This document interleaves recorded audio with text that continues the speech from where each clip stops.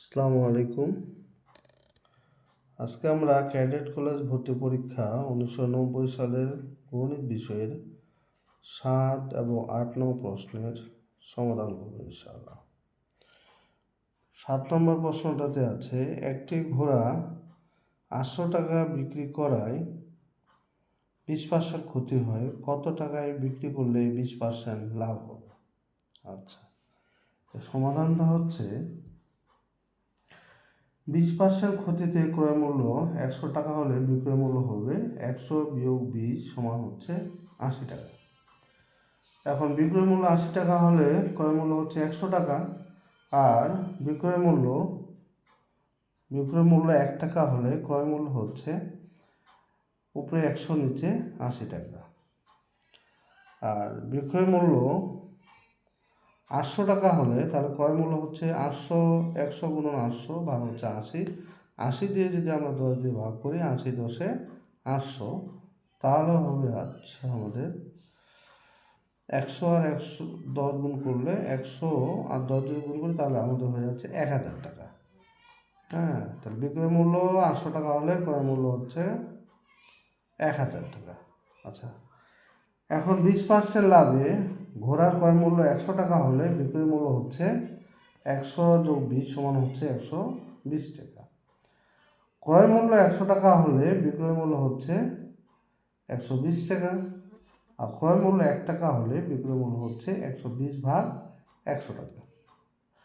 অতএব ক্রয় মূল্য 1000 টাকা হলে বিক্রয় মূল্য হচ্ছে 120 গুণন 1000 ভাগ হচ্ছে 100।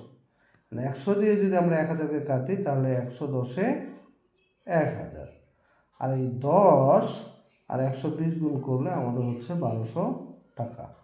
তার উত্তর হচ্ছে 1200 টাকা।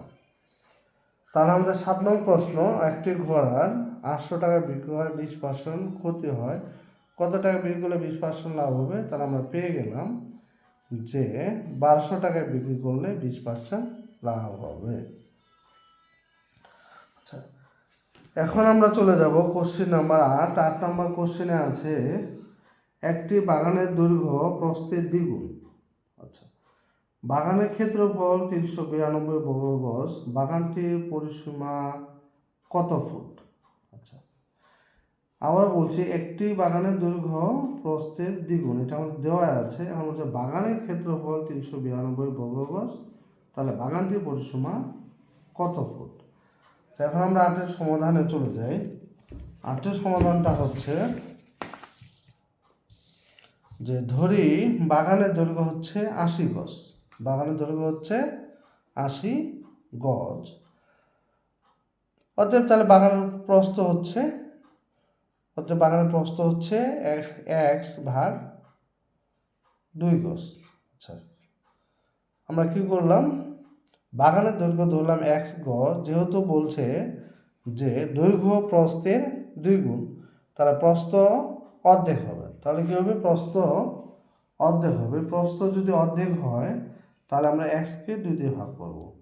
আচ্ছা, এখন আমরা বের করবো বাগানের ক্ষেত্রফল। তাহলে বাগানের ক্ষেত্রফলের সূত্র আমরা জানি দৈর্ঘ্য গুণন প্রস্থ। তার দৈর্ঘ্য হচ্ছে x, প্রস্থ হচ্ছে x ভাগ 2।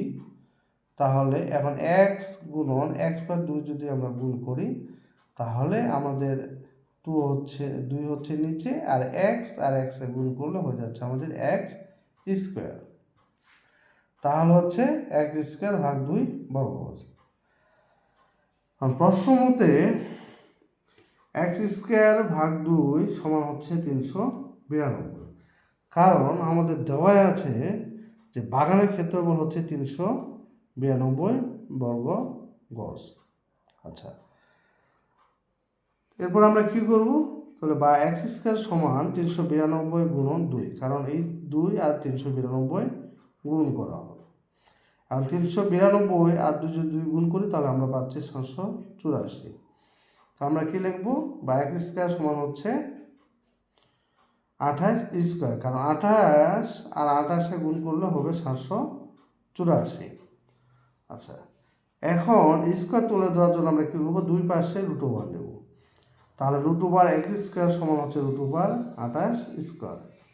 এখন যদি এই স্কোয়ারের সাথে রুট ওভার চলে যায় তাহলে শুধু থাকবে x, আর এই স্কোয়ারের সাথে রুটটা চলে গেলে শুধু থাকবে 28।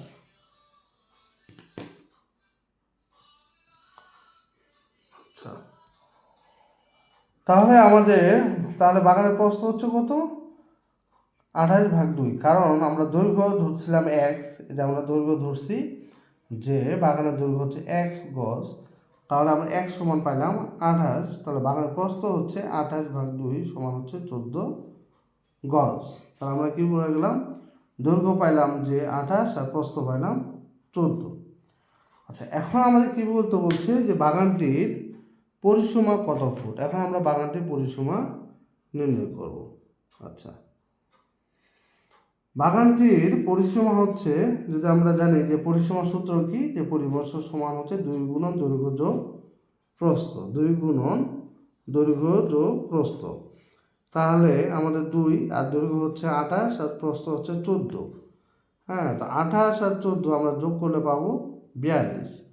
আর 42-এর সাথে এখানে 2 আমাদের গুণ অবস্থায় আছে, যে 2 আর 42 যদি গুণ করি তাহলে আমরা পেয়ে যাচ্ছি 84 গজ। কত পাচ্ছি? 84 গজ।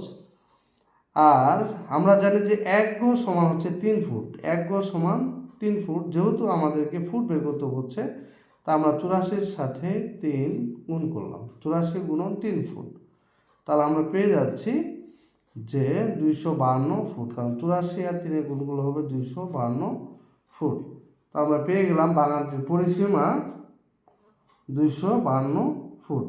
অতএব উত্তর হচ্ছে 252 ফুট। আজকে এই পর্যন্তই, ইনশাল্লাহ পরবর্তী ক্লাসে দেখা হবে।